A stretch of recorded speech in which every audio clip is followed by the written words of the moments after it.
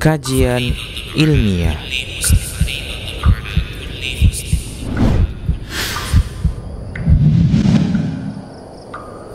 Baik, bismillahirrahmanirrahim. Assalamualaikum warahmatullahi wabarakatuh.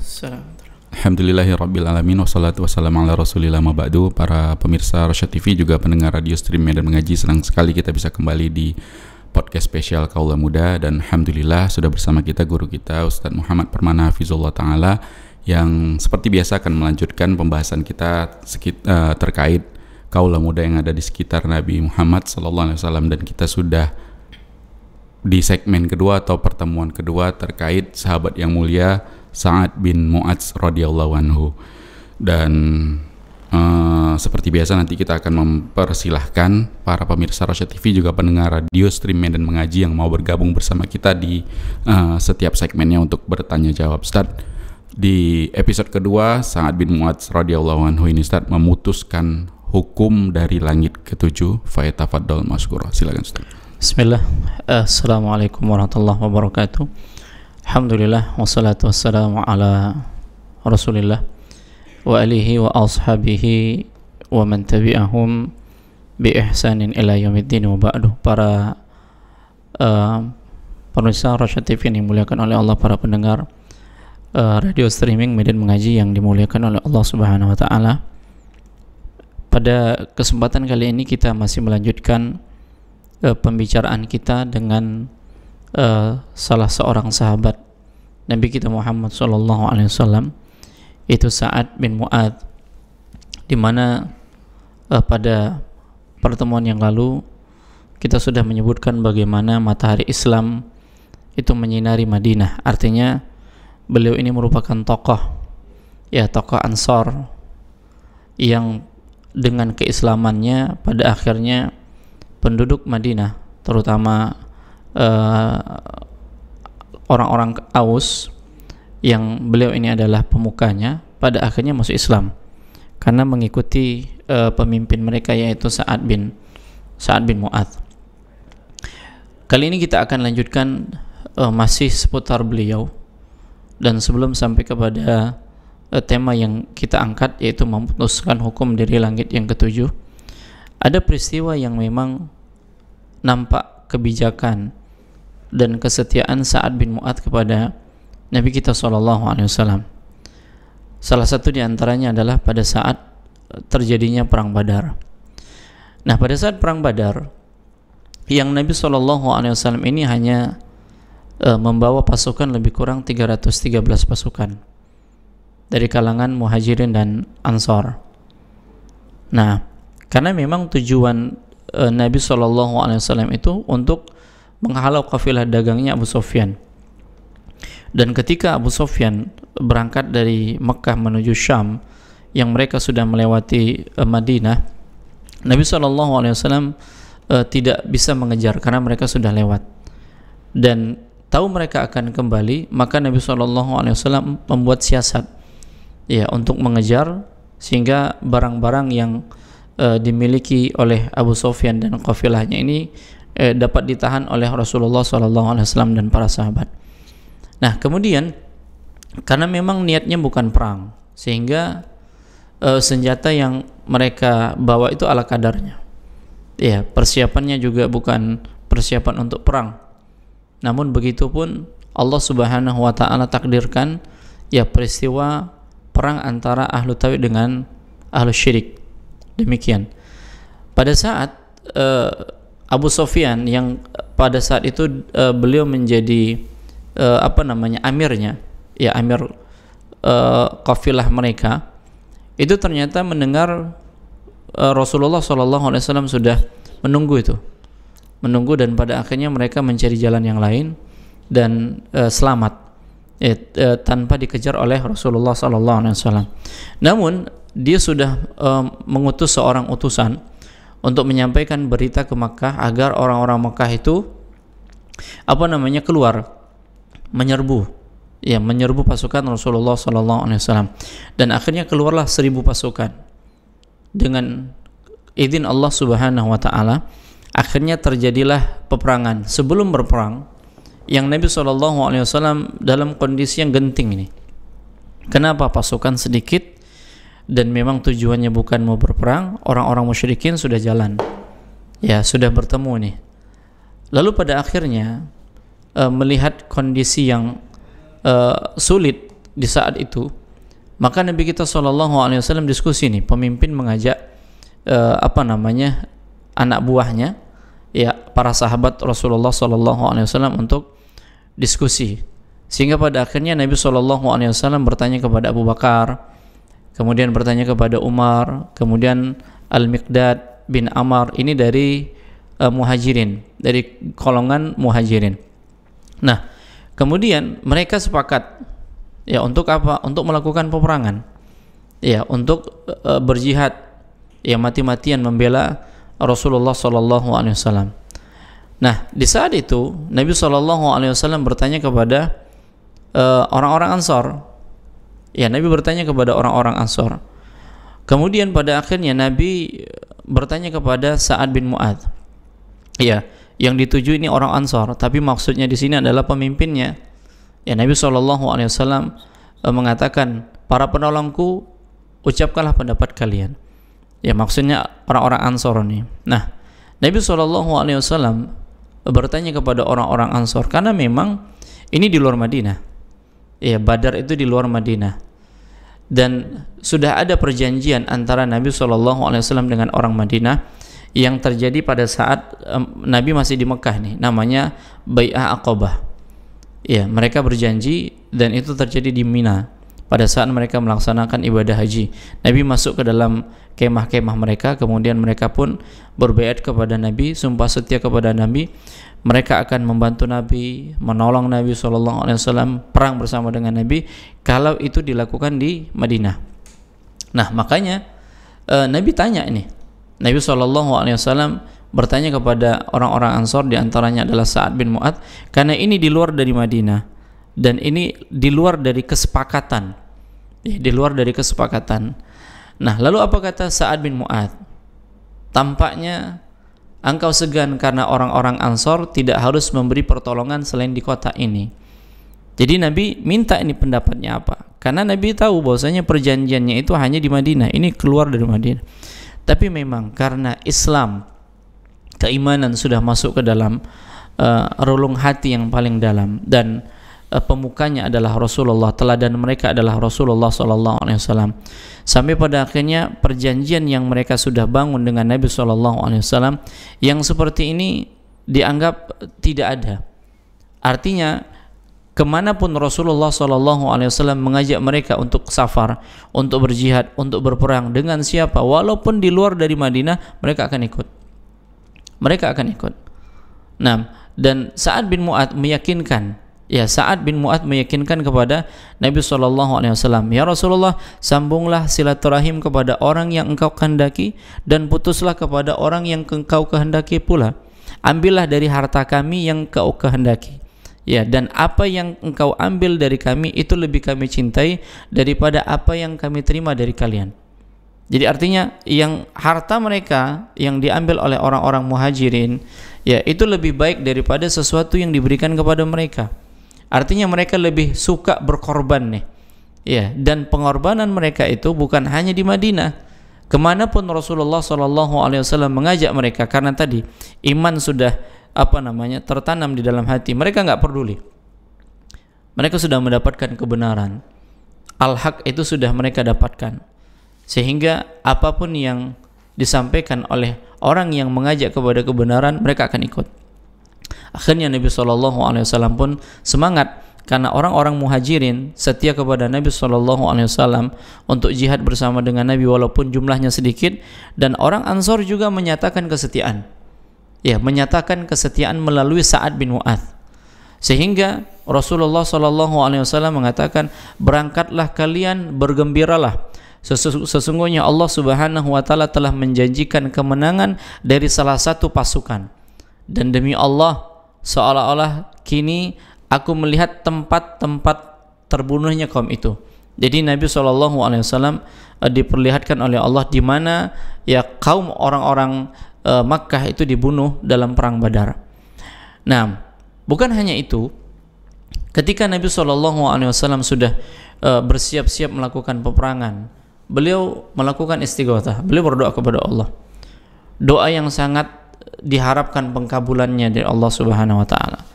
Bahkan dalam doa yang panjang Nabi SAW minta kepada Allah sampai-sampai selendang beliau itu jatuh dan Abu Bakar mengambilnya kembali.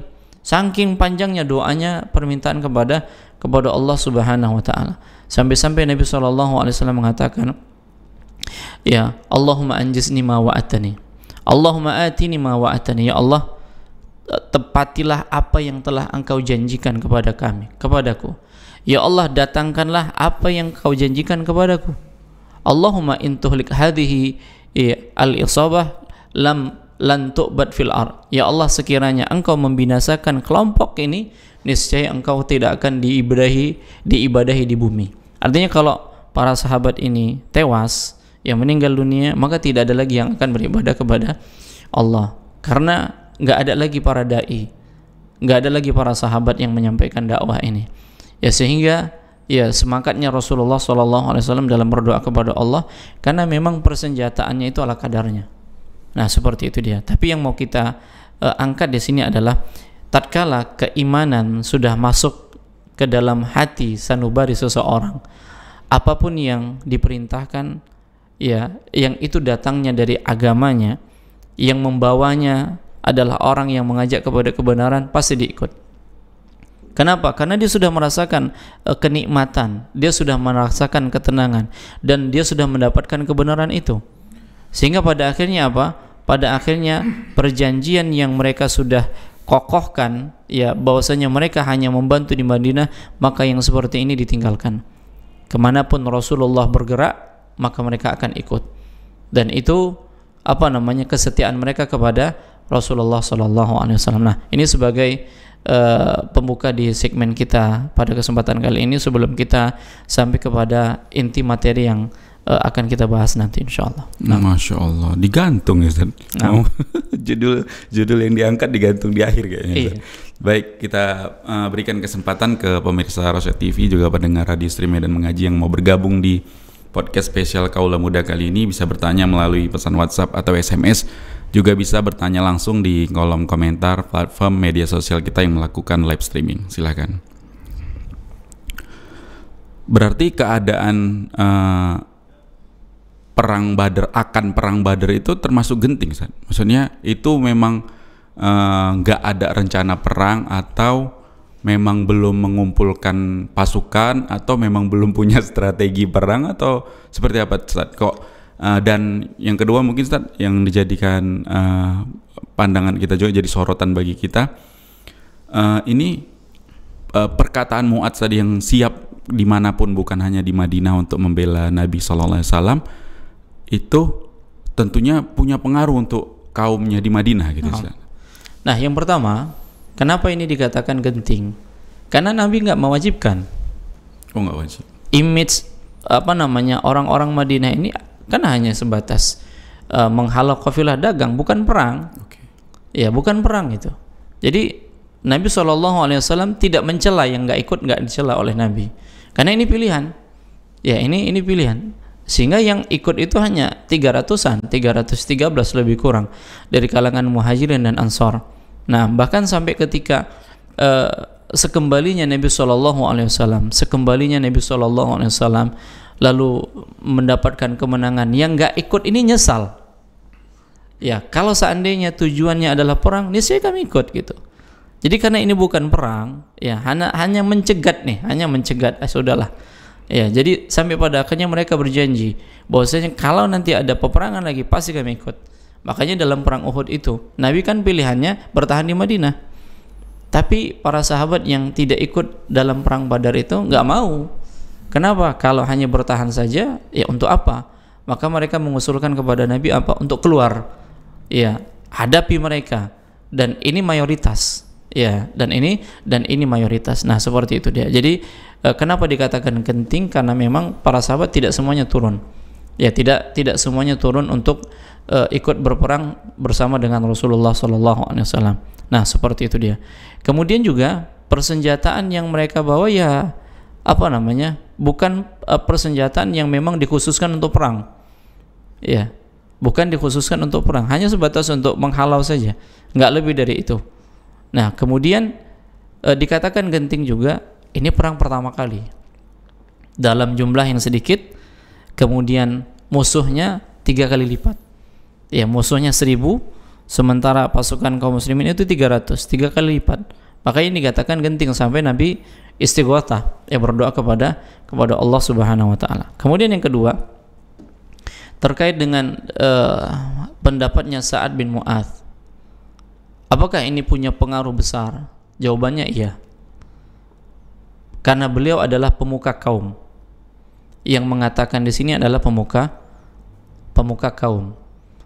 Artinya memang ketika seorang pemimpin itu mendapatkan petunjuk dari Allah, ya, mendapatkan hidayah, ya, diberikan taufik dari Allah Subhanahu wa taala, yang dia punya masa. Dan masanya ini memang memahami bagaimana pemimpin mereka. Ini enggak salah. Ya, sehingga pada akhirnya ucapan Sa'ad bin Mu'adz ini mewakili semua orang-orang Ansor. Sehingga ketika pemimpinnya mengatakan kita ikut bersama dengan Nabi, ya, anak buahnya ikut juga bersama dengan pemimpinnya, karena mereka melihat pemimpinnya itu setia kepada Rasulullah SAW.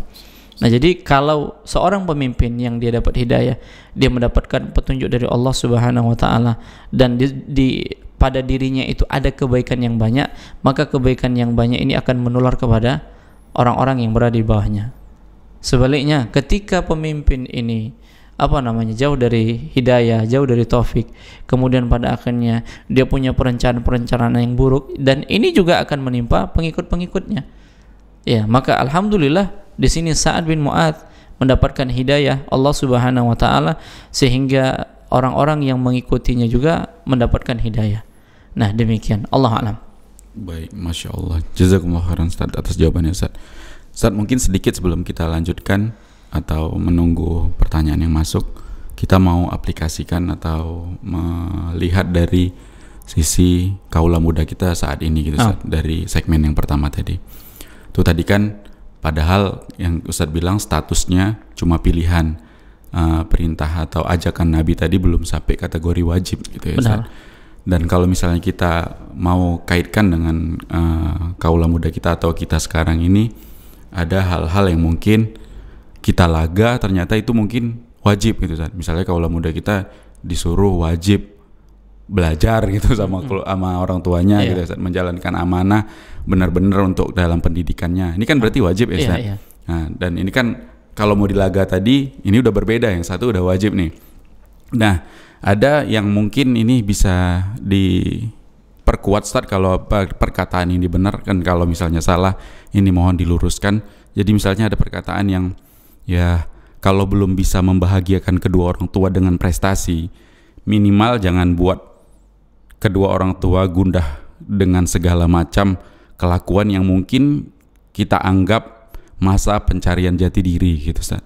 Dan ini seperti apa, Ustaz, korelasi? Karena ini para sahabat yang untuk yang nggak wajib aja dia siap gitu, dan itu termasuk genting gitu, Ustaz. Ini yang cuman disuruh belajar dalam kaula muda kita, dan kemungkinan besar difasilitasi segala macam. Ini juga sulit, ini gimana, Ustaz? Ya, kalau belum bisa memberi, paling tidak jangan merusak. Artinya kita belum bisa memberikan prestasi yang terbaik kepada orang tua ini. Ya, mungkin dari sisi pendidikan kita, dari penghasilan kita juga belum ada, bahkan kita masih terus diberikan fasilitas, kan seperti itu. Nah, paling tidak paling tidak jangan merusak. Merusaknya maksudnya merusak nama baik. Ketika pada akhirnya orang tua harus dipanggil oleh guru BK bagian kesiswaan, kan seperti itu. Karena apa? Kita merusak pada dasarnya pada saat seorang keluar dari rumahnya. Pada saat seorang itu keluar dari rumahnya, dia membawa nama besar. Dan nama besar itulah nama besar orang tuanya. Orang-orang mengatakan, anak siapa itu? Ya, anak siapa itu? Nah, sekolah di mana dia? Nah, ketika sudah masuk ke sekolah, maka akan ditanya, dia anak siapa ini? Dipanggil orang tuanya. Nah kan seperti itu. Jadi pada dasarnya seorang itu ketika dia keluar dari rumahnya, dia akan menampakkan bagaimana kondisi orang tuanya. Karena ini kan bagian dari pendidikan orang tua.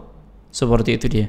Oleh karenanya pada saat dia keluar, maka dia harus tahu nih, ya, di antara baktinya kepada orang tua ketika dia belum bisa memberikan apa-apa, paling tidak dia menjaga nama baik orang tua.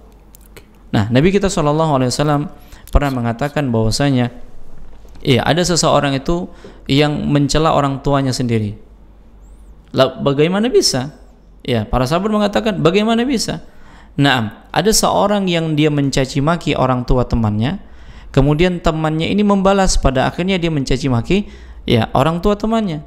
Nah, sehingga pada dasarnya ketika kita tidak bisa menjaga diri kita, sehingga kita berhadapan dengan orang lain yang kita caci maki, ya, orang tersebut orang tuanya, maka orang tua kita akan mendapatkan caci maki yang sama. Nah, kenapa? Karena kita nggak bisa menjaga diri kita. Pada saat kita keluar itu, kita nggak bisa menjaga nama baik orang tua kita.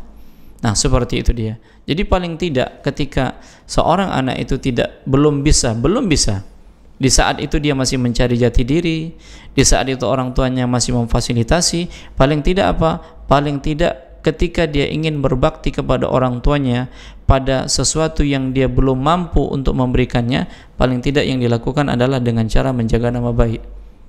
Bagaimana dia bisa menjaga nama baik orang tuanya? Bagaimana caranya? Dengan bersikap di tengah-tengah masyarakat, kemudian ketika dia bergaul di sekolah dengan sikap yang baik. Ya, kalaupun tidak dengan sikap yang baik, paling tidak dia jangan mengganggu orang-orang. Sama halnya ketika dia belum bisa memberikan kepada orang lain, paling tidak jangan diganggu. Ya, artinya masing-masing nih, kalau memang belum bisa. Ya, kalau memang belum bisa. Nah, seperti itu dia. Makanya anak-anak muda, ya, para pemuda sekarang yang tugasnya hanya satu sekarang. Tugasnya yang diberikan oleh orang tua itu hanya satu. Apa itu? Keluar menuntut ilmu. Hanya sebatas untuk menuntut ilmu. Jangan tuntut yang lain nih. Ya. Jadi dengan segala fasilitas, dengan segala biaya yang diberikan kepada si anak dari orang tua, hanya satu yang diminta oleh orang tua, belajar dengan baik walaupun dia belum memiliki prestasi pada saat itu, tapi dengan tidak memiliki masalah di sekolah. Itu saja sudah membantu. Itu saja sudah membantu orang tua, ya, menghilangkan sedikit keletihannya di dalam mencari nafkah. Ya, bayangkan berapa banyak di antara orang-orang tua itu dalam hal memenuhi kebutuhan anaknya harus berhutang untuk SPP-nya, ya, untuk masuk ke sekolah baru misalnya, berapa banyak. Dan yakin kita nggak akan sanggup tuh membalas dari kita sekolah SD sampai kita mungkin SMA yang wajibnya, lalu kita kumpulkan semua biayanya, kita nggak akan sanggup. Maka paling tidak yang bisa kita lakukan apa? Jaga nama baiknya. Jaga nama baiknya. Prestasi belum kita dapatkan. Mungkin kita bukan orang yang tekun nih dalam belajar. Iya, tapi paling tidak jangan buat masalah. Iya, paling tidak jangan sampai ditinggal kelas, kan seperti itu. Itu minimal. Ya, dia sadar diri, saya bukan orang yang punya prestasi yang tinggi, tapi minimal yang bisa dilakukan apa? Yang penting saya lulus dan tidak tinggal kelas. Nah, seperti itu. Dan yang seperti ini juga memang butuh, ya, anak-anak muda mendapatkan nasihat-nasihat supaya tujuan dia keluar dari rumahnya itu hanya memang belajar. Adapun yang ekstra yang lain, yang itu pun ekstranya di luar sekolah, kalau ekstranya di dalam sekolah masih mending, ya, ekskul lah kita katakan. Nah, kalau ini bukan di sekolah, ekstranya bukan di sekolah tapi di luar sekolah. Geng motor lagi yang itu memudaratkan. Ya, ketika terjadi apa-apa kemudian dilihat, anak si fulan, ya, anak bapak ini tuh, dia tinggal di sini, akhirnya tercorenglah nama orang tua. Nah, demikian. Allahu a'lam. Jadi nggak bisa kalau istilah sekarang tuh normalisasi terhadap anak-anak muda kita, walaupun dia kategori pelajar, kalau dia salah nggak boleh dibiarkan gitu ya, San. Maksudnya pencarian jati diri tadi itu nggak bisa dijadikan pembenaran untuk dia dalam tahap pencarian jati dirinya, itu boleh sesukanya gitu ya, San. Nah, semuanya kan punya ada koridornya, ada ketentuannya. ada yang boleh dan ada yang tidak boleh. Coba kita lihat kisah yang sudah pernah kita angkat nih. Kisahnya Zaid bin Thabit, juru tulis wahyu, yang ketika perang Uhud kita ingat tuh dibawa oleh ibunya yang sambil menyeret pedang. Pengen apa dia? Pengen jihad, tapi usianya belum sampai. Dan Nabi SAW ini kan sesuatu yang bagus ini, tapi secara syariat belum boleh.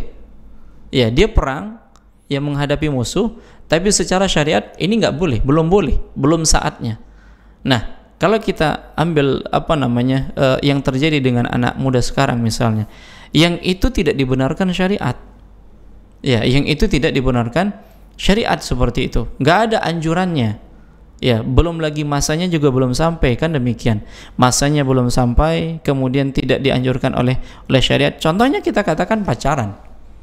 Ya, kita katakan pacaran. Kan ini belum waktunya ini. Waktu mereka itu untuk apa? Waktu mereka untuk belajar. Bukan waktu mereka untuk memikirkan pasangan menikah. Belum saatnya. Kenapa? Mereka ini belum mampu. Ya, belum dikatakan mereka sudah memiliki ba'ah, kemampuan belum ada. Karena mereka masih diberikan fasilitas. Nah, yang pertama dari sisi kemampuan juga belum. Nah, dari sisi syariatnya ini salah. Ini juga salah. Nah, lihat Zaid bin Thabit, dari sisi syariatnya ini sudah bisa semangat jihadnya itu sudah diakui, tapi karena usianya belum sampai maka tidak wajib. Seperti itu dia. Ada waktunya nanti. Dan Nabi SAW menyalurkan dalam bidang yang lain. Ternyata dia ini ahli bahasa. Kemudian dia juga menulis. Sampai pada akhirnya potensinya, ya jati dirinya itu diarahkan oleh Nabi SAW untuk apa? Menguasai bahasa, kemudian menghafal ayat-ayat yang turun kepada Nabi SAW, kemudian ditulis. Jadilah dia juru tulis wahyu Rasulullah SAW. Jadi kalau dikatakan dalam rangka mencari jati diri, tapi dalam koridor yang salah, ini harus diluruskan. Artinya yang seperti ini nggak benar. Ya, yang seperti ini tidak benar. Satu hal lagi, memang di saat sekarang ini tidak lepas dari peran orang tua juga. Jangan dikatakan sudahlah, saya sudah membiayai kok, yang penting nanti urusan pendidikan itu dengan sekolahnya. Tidak bisa. Dengan kondisi saat sekarang ini, peran orang tua itu sangat penting. Apa peran orang tua saat sekarang ini yang memang harus dia lakukan di saat sekarang ini? Yang harus dilakukan di saat sekarang ini adalah bagaimana dia bisa menjaga syariat Allah Subhanahu wa taala. Yang dia menjaga syariat Allah itulah yang bisa menjadi protek untuk anaknya. Agar si anak ini tidak terjerumus dan dia dijaga oleh Allah Subhanahu wa taala. Tapi jangan kita melulu salahkan si anak ketika orang tuanya mengabaikan hak Allah Subhanahu wa taala, mengabaikan agamanya. Allah juga akan mengabaikan orang-orang yang berada di tanggung jawabnya, berada di bawah tanggung jawabnya. Maka peran orang tua sekarang, kewajiban dia adalah belajar, lalu berusaha dia untuk apa? Menjaga syariat Allah Subhanahu wa taala. Nah, demikian, Allah a'lam. Baik, Masya Allah. Ini ada kemungkinan nih Ustaz, karena atas izin Allah semakin berkembangnya juga alhamdulillah dakwah gitu kan Ustaz. Ada kemungkinan yang memang di sekolah-sekolah umum kita bilang teman-teman di sana ada juga yang udah mengenal hidayah, tapi mungkin perlu motivasi nih Ustaz, jangan sendiri aja gitu. Maksudnya kan bisa jadi yang kayak pertemuan sebelumnya jadi agen nih Ustaz, agen-agen perubahan. Ajak tuh teman-teman, mungkin gimana Ustaz untuk motivasi terhadap teman-teman yang mungkin yang di sekolah umum karena memang porsi belajar agama Islamnya itu dikit, dan dia udah punya, karena dia udah tahu maksudnya kegiatan di luarnya tadi itu ikut ke kajian, ke majelis ilmu ini, mungkin ada motivasi dari Ustadz, jangan sendiri aja, ayo teman-temannya tuh yang di sekolah diajak juga, gimana Ustadz? Nah, jadilah pembuka pintu-pintu kebaikan. Kita alhamdulillah kalau sudah mendapatkan hidayah, ya mungkin di usia kita pada saat kita duduk di bangku SMA misalnya, dan kita tahu nih, kita sudah mulai serius belajar agama dan kita menghadiri kajian-kajian.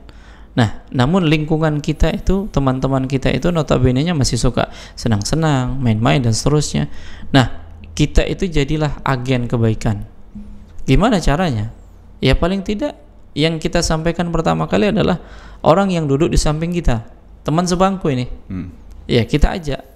Kalau kita belum bisa menjelaskan, ya paling tidak kita mengajak nih. Kita ngajak. Ya, nanti malam ada kegiatan nggak? Cari kawan. Cari kawan. Ya, paling tidak kan orang yang berseberangan di samping duduk kita, teman duduk ini kita sampaikan. Ini pengajiannya bagus loh. Ya kita butuh tambahan ilmu. Nah, satu. Tapi niatnya ikhlas. Ya jangan ada kepentingan yang lain. Jangan ada kepentingan yang lain. Kita berharap yang mendapatkan hidayah itu bukan hanya kita, tapi juga teman kita yang lain. Nah seperti itu dia. Bukankah Nabi kita SAW mengatakan sekali-kali la yu'minu ahadukum hatta yuhibba li akhihi ma yuhibbu li nafsihi. Enggak sempurna keimanan salah seorang dari kalian sampai kalian mencintai untuk saudaranya apa yang ia cintai untuk dirinya sendiri. Artinya ketika dia sudah dapat hidayah, dia pengen tuh hidayah juga Allah kasih kepada temannya. Maka paling tidak diajak, yuk nanti malam kita ketemu di sini yuk. Ya ada Pak, datang aja. Ya bagus ini kajiannya. Apalagi masalah pemuda misalnya kan. Ya apalagi masalah pemuda. Nah seperti itu dia. Jadi dengan seperti itu kita nggak sendiri. Ya dengan seperti itu kita tidak sendiri. Mungkin kita belum mendapatkan di komunitas kita di sekolah misalnya, tapi ketika kita di luar sana ternyata ada yang sama dengan kita. Sama-sama pengen belajar, sama-sama haus akan ilmu agama, sama-sama ingin memperbaiki diri terutama masalah pemuda. Nah demikian, Allah a'lam. Baik, Masya Allah Ustaz. Kita kembali lanjutkan Ustaz ke Sa'ad bin Mu'adz radhiyallahu anhu yang tentunya sudah menemukan jati diri hingga bisa memutuskan hukum dari langit ketujuh. Silakan Ustaz. Baik. Nah para pendengar yang dimuliakan oleh Allah, kita masuk ke pembahasan inti memutuskan hukum dari langit yang ketujuh. Apa maksudnya? Ketika suku-suku Arab, ketika suku-suku Arab ini didatangi oleh pemuka Bani An-Nadir, Yahudi di Khaybar, yaitu Huyai bin Akhtab, yang dia membuka pembicaraan dengan orang-orang Arab untuk menyerang Muhammad, untuk menyerang Rasulullah SAW ke Madinah. Akhirnya orang-orang musyrikin ini sepakat, dan bukan hanya orang-orang musyrikin saja yang digembosi untuk keluar, tapi di sana ada suku Arab yang lain dari Bani Ghatafan, sehingga pada akhirnya jumlah mereka ini lebih kurang 10.000 pasukan. 10.000 pasukan yang kalau seandainya mereka menyerang langsung, niscaya Madinah itu sudah kalah. Sudah kalah. Nah, kemudian mendengar berita ini, Rasulullah SAW pun bermusyawarah lagi bermusyawarah. Dan di saat itu nggak ada cara kecuali melakukan pertahanan. Dan yang dilakukan adalah usulan dari Salman. Dulu mereka ketika di Persia, melakukan perlawanan dari tempat mereka bertahan ini dengan cara menggali parit. Maka mulailah digali parit. Digali parit oleh Rasulullah SAW dan para sahabat, dan banyak peristiwa-peristiwa yang menakjubkan ketika parit itu digali oleh Rasulullah SAW dan para sahabat. Nah, intinya ketika sudah bertemu dua pasukan, dua pasukan kaum muslimin yang jumlahnya hanya 3.000 pasukan, sementara orang-orang musyrikin itu 10.000 pasukan, dan ini pasukan gabungan sehingga dikatakan perang Ahzab. Perang Ahzab itu dari sisi orang-orang musyrikinnya itu karena gabungan kelompok-kelompok hizb. Sementara perang Khandaq karena Rasulullah membuat strategi buat parit, makanya dikatakan perang Khandaq. Nah, kemudian mulailah terjadi hujanan-hujanan anak panah yang awalnya terjadi duel tanding. Duel tanding antara beberapa pasukan kaum muslimin dengan pasukan kaum musyrikin, sehingga dimenangkan oleh pasukan kaum muslimin. Nah, sampai 15 ataupun 20 hari terjadinya peperangan ini, sehingga pada akhirnya Rasulullah SAW pun merasa ada sesuatu yang berkhianat di sini. Ada kelompok yang berkhianat.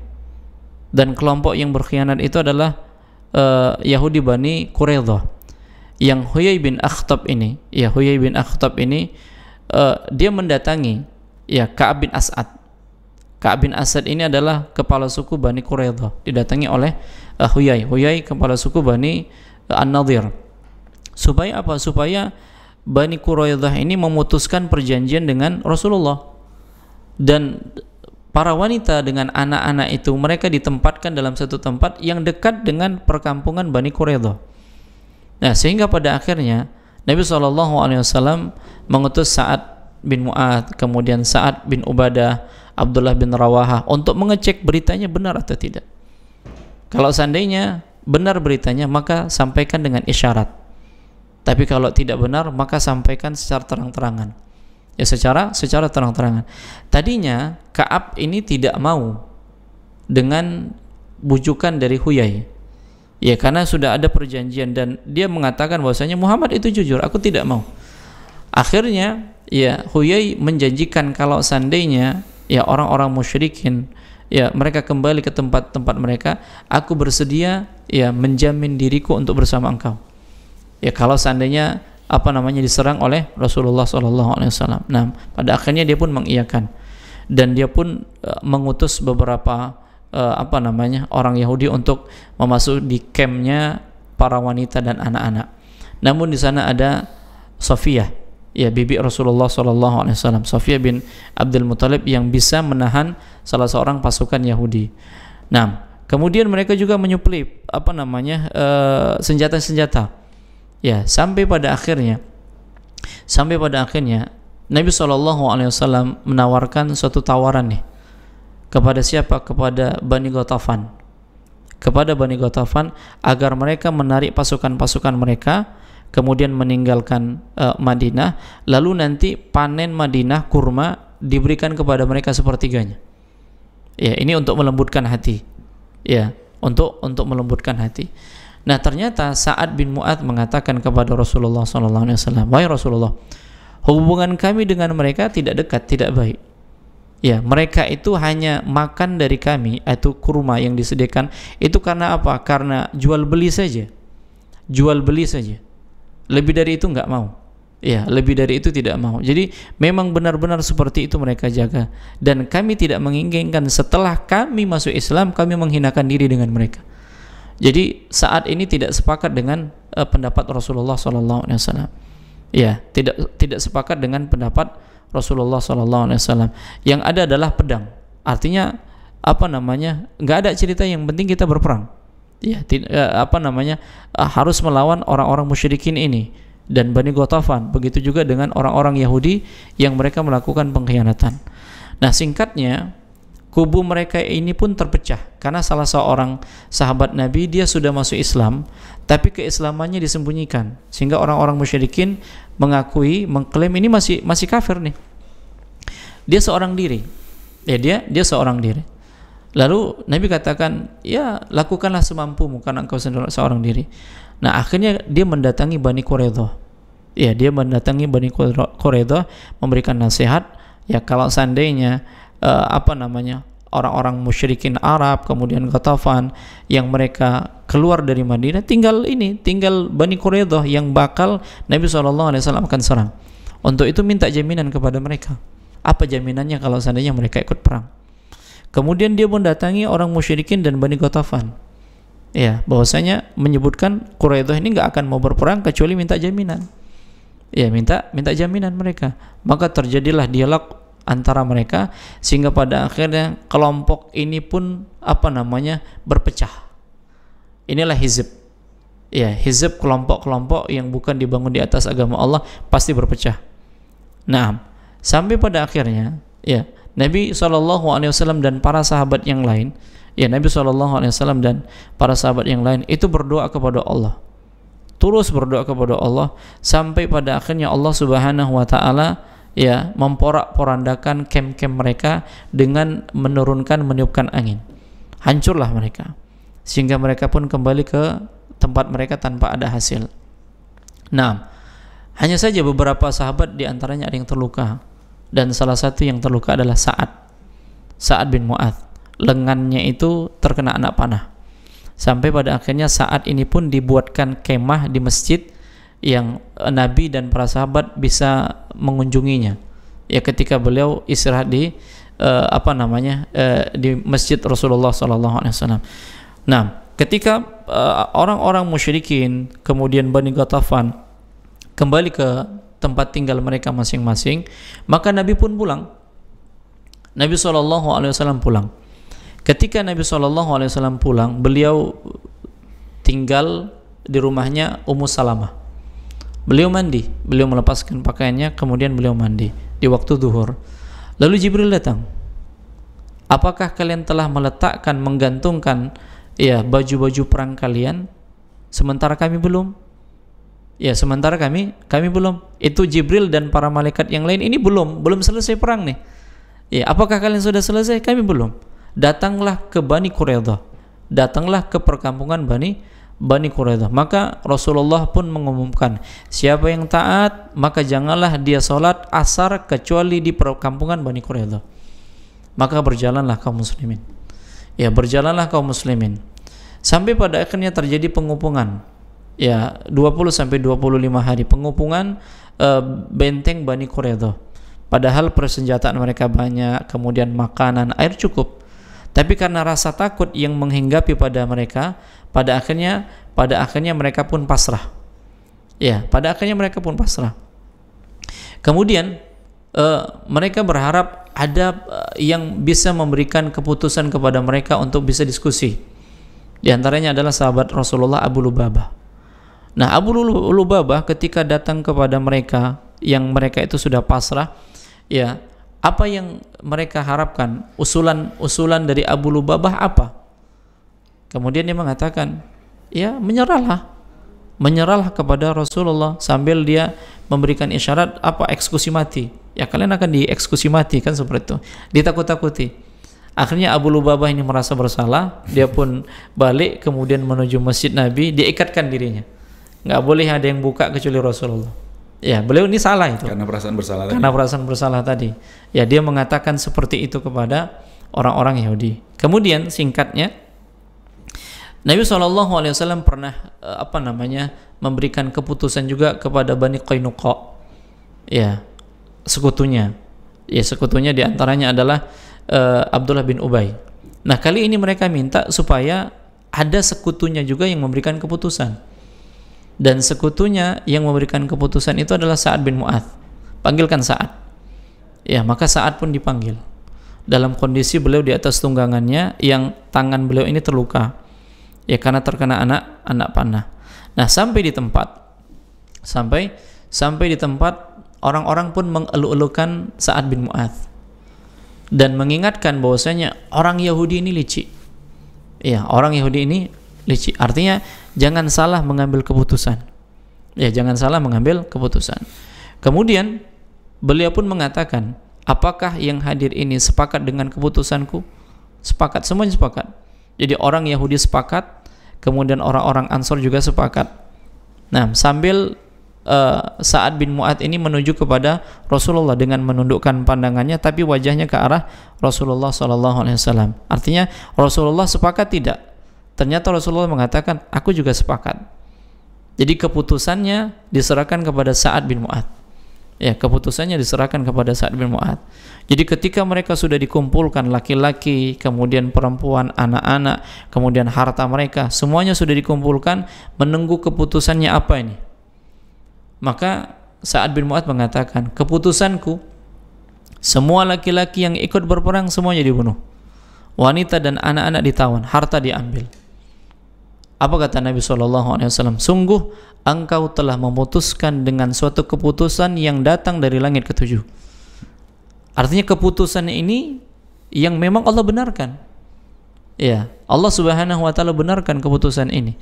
Artinya memang sudah Allah takdirkan keputusan yang disampaikan oleh Sa'ad bin Mu'adz bertepatan dengan ketetapan Allah Subhanahu wa taala. Nah, demikian. Jadi Nabi SAW mengabarkan demikian. Jadi keputusannya itu benar. Kenapa? Karena pengkhianatan itu nggak akan bisa dihukum kecuali dibunuh. Bayangkan kondisinya genting nih. Bisa orang-orang Bani Quraidah itu menyerang Madinah, yang Madinah itu nggak ada laki-lakinya. Ya gak ada yang menjaga. Sehingga kalau seperti ini dibiarkan, pengkhianatan-pengkhianatan yang lainnya juga akan terjadi. Makanya keputusan saat ini dengan membunuh ya laki-laki yang ikut perang, wanitanya ditawan, anak-anaknya juga demikian, ini merupakan keputusan yang paling tepat. Artinya nggak ada basa-basi terhadap orang-orang Yahudi. Ya, tidak ada basa-basi terhadap orang Yahudi karena mereka akan melakukan pengkhianatan. Ya, mereka akan melakukan pengkhianatan. Jadi ketika Sa'ad bin Mu'adz menghargai Rasulullah SAW, hormat kepada Rasulullah sampai beliau meyakinkan bahwasanya Rasul ini ikut dengan pendapatnya, dan ternyata memang benar Rasulullah ikut dengan pendapatnya, tidak mengingkari, bahkan menguatkan bahwasanya pendapatnya itu ternyata sudah Allah tetapkan di langit yang ketujuh. Nah demikian, ini menunjukkan apa? Kemuliaan sahabat ini, kemuliaan sahabat ini yang keputusan beliau itu sama dengan keputusan Allah Subhanahu wa taala. Nah demikian, Allah a'lam. Baik, Masya Allah. Jazakumullah khairan Ustaz atas pemaparan faedahnya Ustaz. Masya Allah, ini keputusannya sama dengan apa yang ditetapkan oleh Allah gitu ya Ustaz. Nah, berarti ini kategorinya kalau misalnya sebutan kita ilham ya Ustaz. Ilham. Dapat ilham ya Ustaz. nah Masya Allah, bersama deh Ustaz ya. sama dengan keputusan Allah Subhanahu wa taala. Masya Allah. Ustaz, kita mau sedikit menyoroti karena tadi pembahasannya tentang khianat. Ini khianat yang dimaksud apakah umum seperti yang kita pahami terhadap mungkin orang yang dibeli amanah tapi tidak amanah itu khianat, atau khusus pengkhianatan yang terkait dengan situasi genting tadi Ustaz? Nah, khianat ini sifatnya umum. Kenapa? Karena Nabi SAW dengan orang Yahudi Bani Quraidah ini sudah melakukan perjanjian. Artinya perjanjian ini kan harus dikukuhkan. Ya. Nah, kalau seandainya dalam perjanjian ini ada yang berkhianat, maka perjanjian ini batal. Perjanjian ini batal. Nah, seperti itu dia. Jadi sudah ada kesepakatan. Ini amanahnya untuk menjaga kedamaian. Nggak saling berperang, saling membantu. Iya, nggak saling berperang, saling membantu. Kalau seandainya Rasulullah minta dukungan, diberikan dukungan, kan seperti itu. Tapi ternyata enggak. Ya, tapi ternyata tidak. Jadi sesuatu yang seharusnya ini dijalankan dengan amanah, ya sama-sama menjalankannya, tapi karena perjanjian ini ada yang satu di antara kelompok itu yang berkhianat, pada akhirnya perjanjian ini batal secara langsung. Perjanjian ini batal. Otomatis batal. Ketika ada yang mengkhianati perjanjian. Nah, seperti itu dia. Sama halnya ketika kita diberikan amanah, kita diberikan jabatan, kita ditunjuk misalnya seperti orang-orang yang diberikan kekuasaan dan seterusnya, ketua OSIS gitu. Termasuk karena kan masalahnya lingkupnya anak muda kan gitu. Nah, kita berkhianat dengan jabatan yang kita miliki, kita berkhianat. Seperti itu. Contohnya apa? Kita sampaikan kelemahan-kelemahan kita. Ya, kita sampaikan kebobrokan kita, kekurangan kita dan selanjutnya. Seharusnya yang kita lakukan apa? Bagaimana kita menyembunyikan, bagaimana kita memperbaiki. Bukan kita menyebarkan kepada yang lain. Ini namanya pengkhianatan. Ya, artinya rahasia yang seharusnya ini disimpan, tapi ini disebarluaskan. Nah, atau yang dia diberikan amanah untuk menjaga harta misalnya. Ya, bendahara OSIS misalkan. Ya, misalnya kan gitu. Dan jabatan yang lain lah. Ya, jabatan yang lain, tapi dia tidak amanah, khianat. Contohnya, dia hanya diperintahkan untuk nyimpan, ya, hanya sebatas nyimpan, nggak dibolehkan untuk make dengan anggapan kan nanti bisa saya ganti. Ya, terkadang kan kita ambil yang bukan milik kita nih, kita nggak bawa uang, tapi yang kita gunakan uang kepanitiaan, uang OSIS misalnya. Nanti rembas gitu ya. Ya, untuk sesuatu yang itu kebutuhan kita. Ya, nanti kan bisa diganti sampai rumah. Nah, dan ini sudah masuk dalam bab itu. Oke. Nah, kenapa? Karena kita diperintahkan untuk menyimpan, untuk menjaga. Makanya satu di antara yang Allah Subhanahu wa taala selamatkan ya dari orang yang terperangkap di dalam gua, karena dia amanah. Yang dia menyimpan gaji karyawannya, lalu karyawannya nggak datang, dia kembangkan. Nah, ketika karyawannya datang, semuanya dikasih. Dia berhasil nih mengembangkannya. Ya, semuanya dikasih, tanpa sepeser pun dia simpan. Bukan pokoknya aja. Bukan pokoknya saja. Kalau dia gagal, dia ganti. Kenapa? Nggak ada persetujuan. Nah, terkadang kan ketika ada, Masya Allah, sekali untung, ya pemegang uang ini sekali untung, ada job sedikit misalnya, pakai putar sekali, aman nih, 2 kali aman. Ketika dimintai pertanggungjawaban, suruh didatangkan hartanya, bingung. Ini khianat. Yang seperti ini khianat. Nah, seperti itu. Dan orang-orang yang berkhianat ini pada hari kiamat nanti akan diberikan bendera pengkhianatan. Maka hati-hati dengan sesuatu yang diberikan kepada kita berupa amanah. Jangan sampai kita berkhianat apapun itu. Ya, apapun itu. Dan ini karakter orang-orang Yahudi. Ya, pengkhianatan ini karakter orang-orang Yahudi. Nah, demikian, Allah a'lam. Baik, jadi kalau mau berjanji damai dengan Yahudi kayaknya mimpi ya, Ustaz. Ustaz, tadi Ustaz terkait dikit tentang berkelompok-kelompok itu ada sisi kelemahannya gitu kan, Ustaz. Apakah jadinya Islam itu nggak memberi ruang, Ustaz, untuk kaderisasi terhadap anak-anak mudanya lah, khususnya karena lingkup pembahasan kita adalah kaula muda, ketika memang sulit mengkader ketika tidak masuk ke dalam suatu kelompok gitu, Ustaz. Atau ya ada kelompok-kelompok yang dalam kategori ya itu tidak sampai ke sesuatu yang mungkin tadi disebut ya kategori yang berkonotasi yang nggak bagus lah gitu misalnya, Ustaz. Baik. Sekarang ketika ada kelompok, ini bagian dari sarana atau tujuan? Kalau hanya sebatas sarana saja, ya nggak ada masalah, hanya sebatas sarana memudahkan. Tapi kalau seandainya ini dijadikan sebagai tujuan, ya sehingga segala sesuatunya harus kembali kepada kelompok ini, karena sudah ada visi misi dan seterusnya, tujuannya apa, maka ini yang dikhawatirkan. Ya, jadi kalau hanya sebatas sebatas sebagai sarana saja memudahkan kita menyampaikan dakwah, kemudian kita menyebarkan agama ini sebagai sarana saja, ini nggak ada masalah. Tapi kalau seandainya dijadikan tujuan kita mati-matian dengan kelompok itu, maka ini yang bisa masuk ke dalam fanatik, ta'assub dengan kelompok, dan ini yang tercela. Nah, kemudian landasannya apa? Ya, membangun itu landasannya apa? Kalau ternyata landasannya bertentangan dengan Al-Quran dan Sunnah, maka tinggalkan. Yang pertama itu hanya sebatas sarana. Ya, hanya sebatas sarana. Kemudian landasannya apa?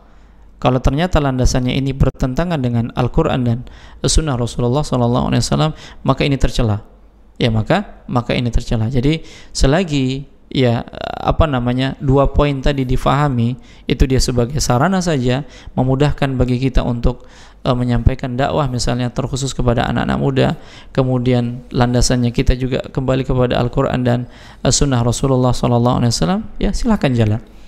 Tapi kalau tidak, maka tahan dulu. Ya, jangan sampai pada akhirnya muncul hizb tadi, kelompok-kelompok tadi, yang pada akhirnya kita berjuang atas nama kelompok. Iya, bukan berjuang atas nama agama kita. Nah, demikian. Allah a'lam. Baik. Tadi intinya tadi poin pertama jangan fanatik tadi pertama. No. Jangan yang karena apapun kata kelompok walaupun salah itu termasuk fanatik ya, tetap dibela gitu ya. Dia tetap memegang keputusan kelompok padahal itu salah, itu fanatik maksudnya ya.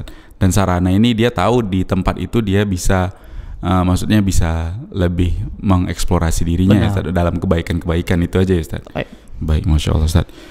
Ustaz, mungkin sebagai penutup aja, Ustaz, karena kita sudah di penghujung acara, atau masih ada terkait sedikit lagi tentang Sa'ad bin Mu'adz radhiyallahu anhu, silakan, Ustaz. Insyaallah untuk pertemuan selanjutnya kita akan sebutkan di keutamaan beliau yang lain. Ya, mungkin kita cukupkan sampai di sini. Ada keutamaan yang lain yang Nabi SAW sebutkan tentang beliau. Tentunya nanti kita akan sampaikan pada pertemuan yang akan datang. Dan sebagai penutup pada kesempatan kali ini, tentunya seorang yang memang senantiasa berada di atas agama Allah Subhanahu wa taala, menjunjung tinggi sunnah Rasulullah SAW, ada kalanya Allah Subhanahu wa taala pilih dia termasuk ke dalam orang-orang yang mendapatkan ilham ini. Iya. Kenapa? Karena memang kedudukannya di dalam menjalankan sunnah Rasulullah SAW, pembelaannya terhadap sunnah Rasulullah SAW begitu kuat. Dan ini terbukti pada saat yang beliau ini menjunjung tinggi sunnah Rasulullah SAW, sehingga ya bukan suatu yang mustahil ketika keputusannya ini, kebijakannya ini merupakan petunjuk dari Allah Subhanahu wa taala. Jadi hendaknya kita tatkala ingin mendapatkan bimbingan dari Allah, mendapatkan petunjuk dari Allah Subhanahu wa taala, itu dengan cara apa? Ya, menapaki jejak Rasulullah sallallahu alaihi wasallam, mengikuti petunjuk Rasulullah sallallahu alaihi wasallam sebisa kita. Ya, mengamalkan sunnah Nabi sallallahu alaihi wasallam semampu kita. Karena kita hanya diperintahkan sesuai dengan kemampuan kita. Lebih dari itu, kita mohon ampun kepada Allah Subhanahu wa taala kalau seandainya kita tidak mampu melakukannya. Nah, demikian, Allah a'lam. Baik, Masya Allah. Jazakumullah khairan Ustaz atas penjelasan, bimbingan dan arahannya.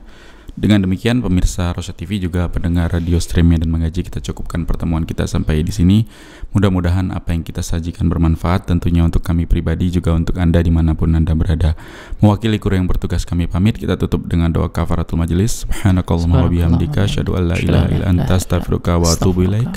Assalamualaikum warahmatullahi wabarakatuh. Assalamualaikum.